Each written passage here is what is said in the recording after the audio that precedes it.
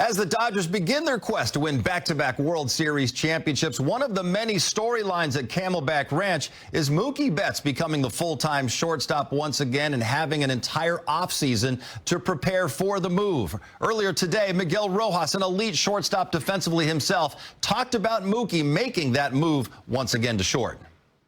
Yeah, the work haven't stopped. We stay in communication and in contact throughout the whole off-season. When I was ready to start taking ground balls, I went to LA and we started working together. After Fan Fest, we came here to Arizona. We've been working together for a week and a half. I'm excited to see what Mookie is able to do in a full season at short, knowing that he got the news that he was going to play short and he wanted to play short. Right after the season was over. So I think that's really important because it makes him prepared, not just physically, but mentally too. And I think he's in a really good headspace, especially right now, knowing coming into spring training that he's going to have his own routine. You know, he's way more comfortable with the things that he's doing at shore. He just he needs to get some more reps, and I'm here to help him if he needs anything and to be kind of his mirror, you know, because it's really hard when you're catching ground balls every single day. You're not seeing yourself other than a couple videos, but I can be a good asset for him being out there ashore and telling him what he's trying to accomplish, if he's doing it good or bad. How different does he look out there compared to maybe the start of last year when he kind of got thrown out there? He looks way more comfortable, especially on the throwing side. I think he found a slot. Technically, talking about shortstop is finding your slot is really important because you're throwing the ball from a different position that when you throw it at right field. He's not throwing the ball way too much over the top or on the bottom. So he's finding a slot that is going to work for him. And he understanding a little bit now that he needs a slot to throw the ball to first base. He needs a slot to throw the ball to second base. He needs a slot to throw the ball from the hole and from the left side. So he, like I say, technically he seems way more comfortable with the throwing.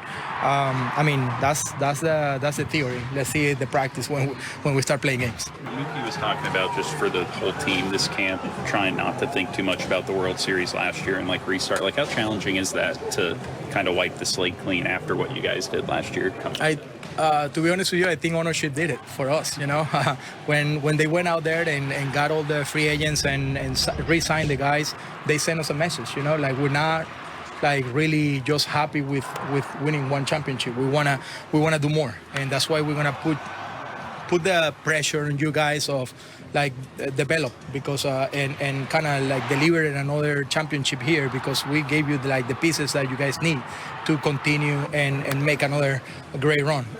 In our end, we're still hungry. You know, we still want to go out there and prove that this is the best team in baseball, and we can be the best team throughout the regular season and going into the playoff. But yeah, I think the ownership put it on us to kind of deliver. Now that they did the effort to create this amazing team. We heard Miguel Rojas talking about the many different arm slots for a shortstop, and Mookie Betts made 9 errors in 61 starts at shortstop last year. Jerry, most of those came on throwing errors, and this is something you know a lot about, the different arm angles, the different arm slots that are required by a shortstop. Yeah, I said it last night, you know, outside of quarterback and probably being a hockey goalie, playing big league shortstop is the toughest and most demanding job in all of sports. You got to be on time. You got to be able to catch the ball and be able to throw from different arm angles. We know Mookie Betts has an incredible arm, whether it's at short or right field, but he's got to be able to be in rhythm and get through the ball and then through it and finishing his throws. I got a chance to talk with Mookie Betts a little bit this offseason about finishing his throws. There is nothing wrong with dropping your arm, but if you're going to drop your arm, you really have to focus on finishing your throws and finishing through your target. There's no doubt to me that Mookie Betts will be able to do so and will continue to improve and get better and better at shortstop. He is obsessed with being not just good, but great. I got a chance to see him. My eyeballs, this offseason, he has made some really great improvement. If that translates during the games, we got a pretty good shortstop on our hands. You got an MVP on your hands if it translates and everything works out the way it has. He's been in the San Fernando Valley during the offseason, working with Petey Montero, one of the best fungo hitters, a Reggie Smith disciple, and then went out to Camelback Ranch and worked with Chris Woodward for about 2 or 3 weeks. Woodward now is the infield coach. Dino Ebel is now working with the outfielders. I think the biggest thing from what I observed watching Mookie determined to try to be a shortstop is don't tap into so many different voices. Yep. Ron Washington would come in with the Angels. He'd listen to him. You got the best guys on your coaching staff, Petey Montero, Chris Woodward, Dino Ebel. You don't need to tap into 100 million people. You got the guys. You don't need to have too many. I think, you know, like you got to have an inner circle like Jerry Harris did. Absolutely. You're not in it. I think, you know, talking to Mookie, you are right. A lot of different voices. The thing I told Mookie Betts, when Corey Seager really became a really good shortstop, now he's not Ozzie Smith, he kept it simple. And I told Mookie Betts, bro, just keep it simple. You'll make the spectacular play, but if you keep it simple, run through the ball nice and easy, and finish your throws, you don't have to be spectacular. You will look spectacular because you are such an elite athlete. One of the things I told him, I looked Mookie right in the eye. Hey, bro, I played shortstop. I played it pretty well. If I can do it, trust me, you can do it. He had a big smile, and he said a couple other things, too, that really hurt my feelings. But he realized, man, this dude can do it. I know I can do it. So no qualms about Mookie Betts going to short. And nobody has greater expectations than Mookie Betts has of himself. And we've mentioned this before. He doesn't want to just be serviceable at shortstop. He wants to be elite and possibly a Gold Glove winner. Up next, the important dates coming up as we count down toward the season opener in Japan, the home opener against the Tigers, and how the players approach their time in Arizona to be ready when the games count. Same kind of stuff, you know, just getting acclimated, getting back in the swing of things with the pitchers and, you know, the guys we know, just keep building that rapport. And then the guys we don't know, just finding out what they like and what makes them tick. And but obviously a good group of pitchers obviously here, and excited to get to know them all. What was your reaction to just seeing all of the moves that this team made this offseason? It's exciting. It's an exciting time to, you know, to be part of this organization. Yeah, you know, obviously acquired a lot of great talent. Now it's just getting together as a team and, you know, meshing together and figuring out everybody and how everybody works. And, you know, that's kind of the exciting part about spring training. How do you prioritize when you are working, especially with new pitchers? Is it first kind of just building that relationship, understanding the stuff? Obviously, it's a lot of film research, things like that, and working together. But what does that process just look like for you? Yeah, it's kind of getting to know the person, too. You know, just know who they are, how they like to compete. And then just, you know, when we're out in the bullpen, just finding the little things, you know, setups, what they like to do, what's their pitches, what's the shape of their pitches and stuff like that. Yeah, you know, you have to be familiar with them and the little stuff they like and makes them comfortable. And then, you know, just getting to know everybody's little tendencies is kind of what this spring is for. I mean, and obviously to get ready for the year. So what's the challenge from going from the high of the highs on top of Mount Everest of baseball to hitting the reset button and trying to do something that hasn't been done in 25 years? Yeah, I mean, every year you have to do it again, right? So it's you just have to get going. You know, last year was last year. You know, it's not easy to win a World Series. We've been there a lot. We've lost some games, lost some. We won a couple, and just having that focus of day-to-day stuff, and you know, taking care of the little things. Is there something specifically for you where you said, "Hey, you know, as great as the offseason was, or stepping in, that there was a separate line"? You said Mookie said, "Can't talk about it anymore." Yeah, I mean, you just gotta move on. The past is the past. Obviously, it's nice to win those World Series. That's the ultimate goal every year, you know, for the fan base, for us, and any baseball player really. But every year is different. Every year brings its own challenges, and you know, it's not going to be easy. Obviously, everybody's going to be coming for us, and but you know, just we got to do what we do and just keep our head down and keep working. Have you been able to see Roki playing catch just yet? No, the only time I've really seen Roki pitch is, you know, he pitched against us in the World Baseball Classic, and yeah, he was different. He had a, you know, really kind of like a monster up there. You know, he's got a big fastball, that split fingers. It goes different ways. Sometimes it goes this way, sometimes it goes that way, and but yeah, excited to see what he's going to do this year. Obviously, we're going to make him, you know, feel welcome and just ready to compete. Yeah, we saw a lot of players arriving to Camelback Ranch yesterday. Today, we did see the top prospect in all of baseball, Roki Sasaki, got his visa issues taken care of. Jerry, he is in camp. His major league career is officially underway, and there are going to be a lot of eyeballs on number 11 this spring and all season. And rightfully so. This guy is absolutely electric. And here's the thing. As great as he's been in Japan and obviously in the WBC, I think he has yet to hit really his ceiling. The delivery, he wants to clean up. He needs a third pitch. He's been working on that third pitch. That is that breaking ball to go along with that fastball and that split finger pitch as well. I think he's going to learn a lot from the pitching staff. Also with the catchers. You saw Austin Barnes right there. Austin Barnes does a tremendous job and has a great rapport with all the pitchers. Just getting hit feedback from him and Will Smith is going to take his game to the next level. The one thing Roki Sasaki has going for him that Yamamoto and Ohtani did not is that he has those two guys to lean on, and they can lend their experience to him and what he should expect his first year in camp, understanding the language, just being there for him whenever he needs them. And that's something that, you know, Ohtani never had, and Yamamoto, I'm sure, leaned on Shohei for that as well. So that's the big thing. Not only that, Ohtani also became a much better pitcher when he got to the big leagues. Him leaning on Ohtani and Yamamoto, they can see things during the course of a start that can say, you know what, you're doing this right now. Why don't you try this? And they could change a certain inning or a certain start that start. So again, it's so important to have guys of your own countrymen that kind of know you a little bit, because they were teammates on Team Japan, and having that rapport with those guys, I think it's going to really speed up the process, that learning curve. And Yamamoto was saying at Dodger Fest he thinks Roki is going to handle this transition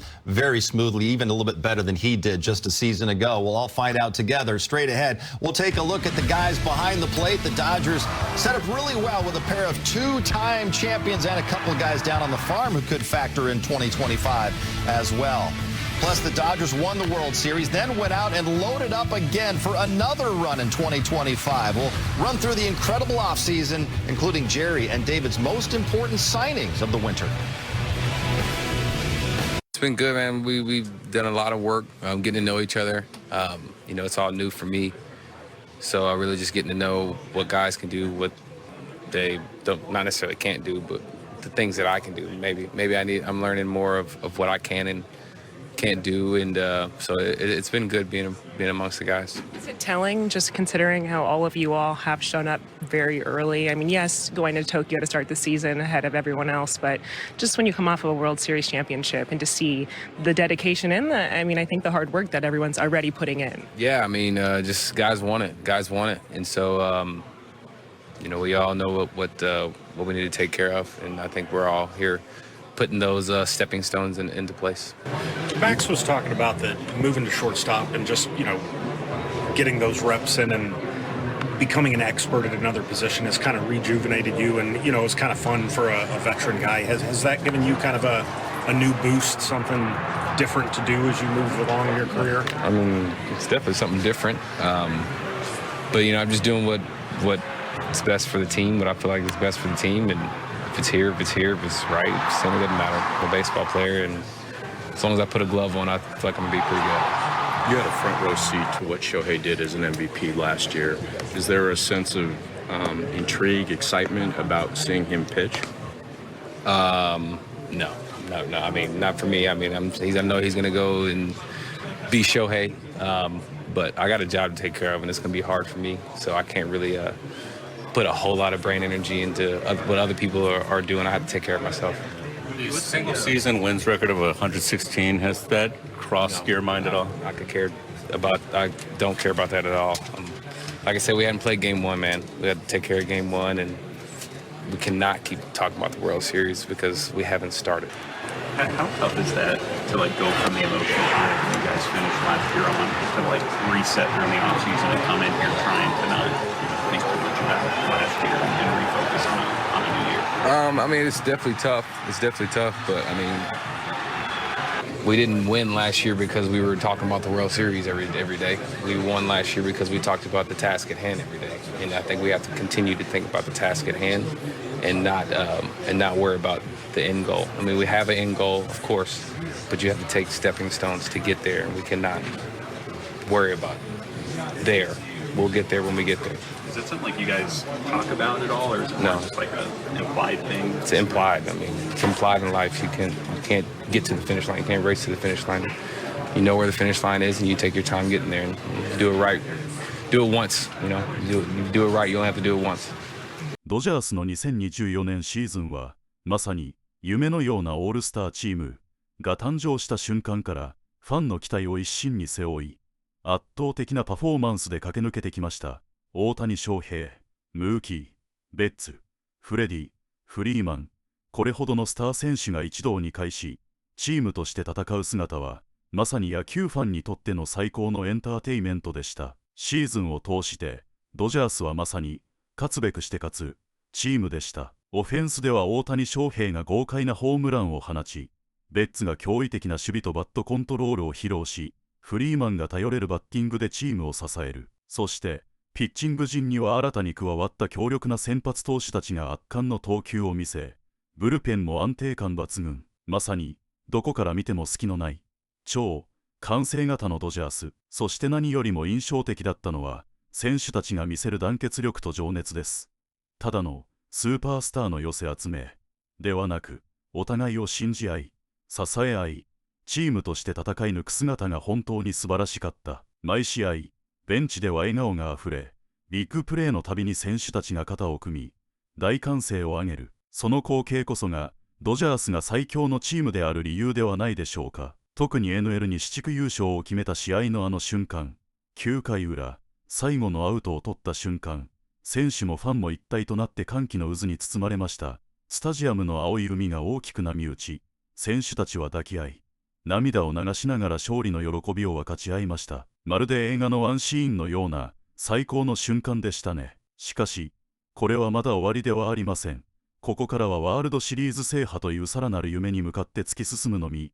ドジャースがどんなドラマを見せてくれるのか、これからも目が離せません。皆さんもこの歴史的シーズンの証人となりませんか。これからもドジャースの戦いを一緒に応援していきましょう。動画を楽しんでいただけたらぜひいいねとチャンネル登録をお願いします。コメントで皆さんの熱い応援メッセージもお待ちしています。さあ次の試合もドジャースと共に